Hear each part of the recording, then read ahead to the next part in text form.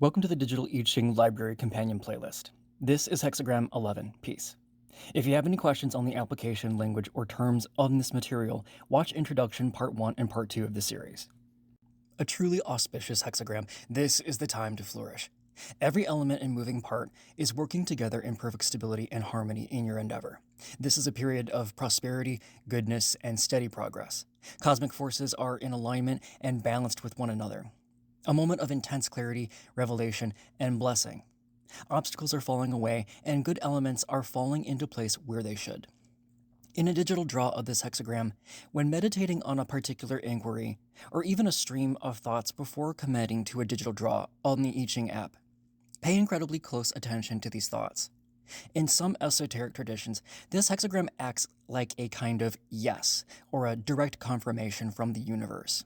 Should you perform a digital draw and receive this hexagram, the universe is confirming assumptions or questions that you were having prior to making your digital draw inquiry. Having awareness of yourself is important in this instance because the oracle might be providing you a confirmation that you're looking for. This is the universal green light. The lines within this hexagram act as a guideline for the superior ones, or the sage, and how they should conduct themselves in society and what their overall purpose is in committing to the middle way. The judgment of Hexagram 11 states peace. The small departs and the great approaches, good fortune, success. Everything is falling into place and stability has been achieved. The small here represents a loss of influence of the wicked or inferior ones, obstacles, and negativity, and it's departing from the circumstance. The good represents creativity, calm, expansion, vision, universal flow, and the arrival of individuals who embody those qualities, the superior ones or the sage. Capitalize on this moment to further your endeavor and achieve goals while this time lasts. The image of Hexagram 11 states, Heaven and earth unite, the image of peace. Thus, the ruler divides and completes the course of heaven and earth. They further regulate the gifts of heaven and earth, and so aids the people. It's important to remember that peace is a phase, not a destination or even a goal. The fundamental forces of heaven, the creative force, and earth, the receptive power, are in total union. The two forces are moving towards each other. This golden age or era is temporary, so you need to foster and care for it very well. To divide and complete the course of heaven and earth means to use these energies, your resources, wisely. Organization is key to prevent the creative force from burning out and the receptive power from becoming stagnant or dull. To regulate the gifts of heaven and earth is the mandate of the sage, to share one's creative insights and to use their manifested gifts to aid the people. A changing line 1. When ribbon grass is pulled up, the sod comes with it, each according to their kind. Undertakings bring good fortune. It's important to note that when you receive this line, it's saying that like attracts like. Gather other sages around you to undertake something. Good actions have a multiplying effect on the world around you right now. This is paying it forward. Your goodwill carries your endeavor very far. Like the grass that pulls up the dirt with it, you don't need to be isolated to get things done. When you instigate positive change, you draw in like-minded people and resources. They were likely waiting for you to lead them or just to show up. Start your new undertaking now. Initiating momentum now will gather strength as you continue. A reminder that quality is important right now. Your first steps are crucial, and you need to be selective as to who joins your endeavor. Select ethical, good quality allies. Cutting corners pulls in misfortune. A changing line 2. Bearing with the uncultured in gentleness, fording the river with resolution, not neglecting what is distant, not regarding one's companions. Thus, one may manage to walk in the middle. This line is largely about tolerance with imperfections, or giving people the space to grow during a time of prosperity. Demanding perfection or insisting people get with the program causes nothing but friction. Fording the river implies making difficult decisions or taking risks at a moment's notice when action is required to maintain the peace. This can also apply getting down in the grit of a situation during emergencies. By not neglecting what or who is distant, the sage walks in the middle path and assists everyone.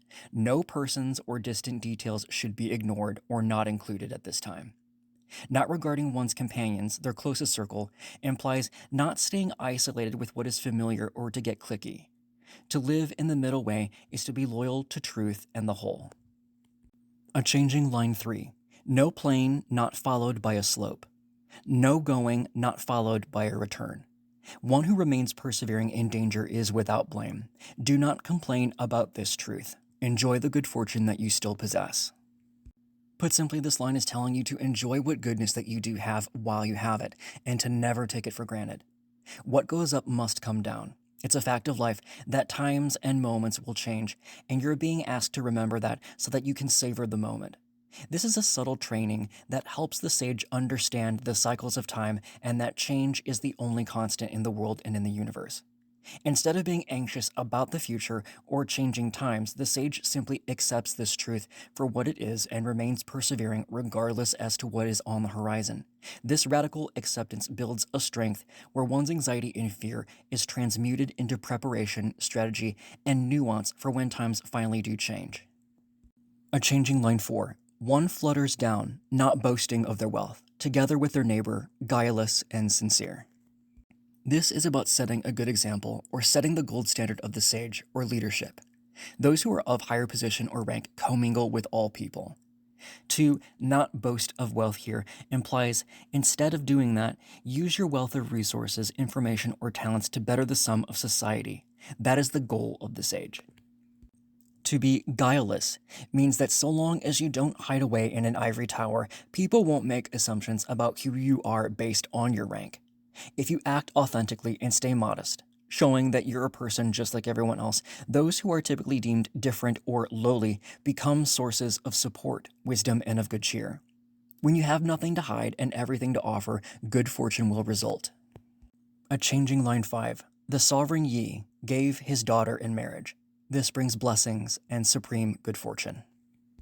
This line implies giving a meaningful gift of harmony or making a great sacrifice, bringing blessing and supreme good fortune to the endeavor or the circumstance. It's the basic alchemical precept that in order to attain something of equal or greater value must be given. Peace and harmony never arrive cheap, and there is always a cost. In order to sustain this period of prosperity, a sage that acts with a genuine goodwill, who puts themselves with equal ground with others, achieves a unity that cannot be easily broken. Put simply, this line is about having a spirit of giving. What, how, and why you contribute is important to stability. This can often be a grand gesture that unifies and completes an endeavor. It proves your commitment and sincerity.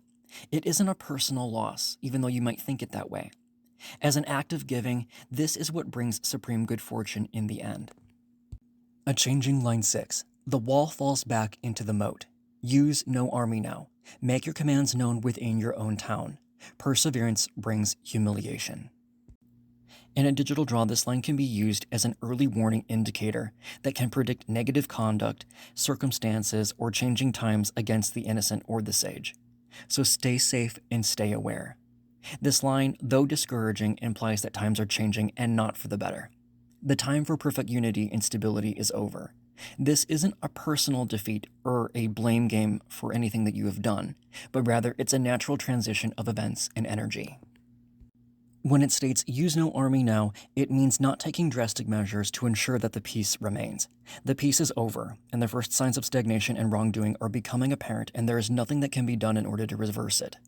Resisting this decline is futile. To make your commands known within your city or town implies informing what is under your influence of the decline and preparing your assets to secure them. This is the brace yourself for impact moment that cannot be avoided. Protect yourself, protect your assets, and fall back. If you have general questions, would like to contribute, need additional help in interpreting material, or just have a request on what you'd like to learn next, please email me at oracleodysseyinquiry@gmail.com. See you later.